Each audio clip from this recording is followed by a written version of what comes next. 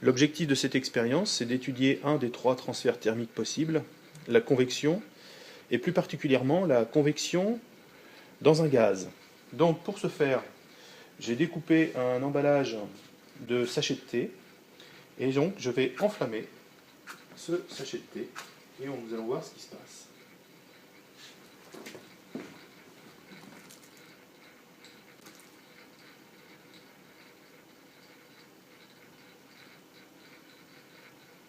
Donc, comme vous avez pu le constater, les cendres du sachet de thé ont été emportées sous l'effet de la convection, c'est-à-dire d'un mouvement de la masse d'air située autour du sachet de thé. Que s'est-il passé en fait en brûlant? Le sachet de thé a dégagé de la chaleur. Cette chaleur a été cédée au milieu. Le milieu, ce sont les molécules qui constituent l'air.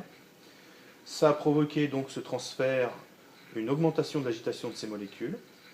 Ça veut dire quoi? Ça veut dire que dans un même volume, vu que les molécules s'agitent plus, il y en a moins.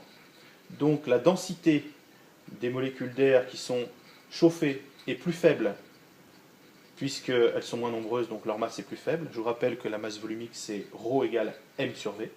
Donc si j'ai moins de molécules dans un même volume, j'ai une masse plus faible, donc j'ai une masse volumique plus faible. Donc qui dit masse volumique plus faible dit mouvement des molécules d'air chaude vers le haut, et ça génère un vide. Ce vide va être occupé par les molécules d'air qui sont plus froides, et donc on va générer ainsi un mouvement de convection.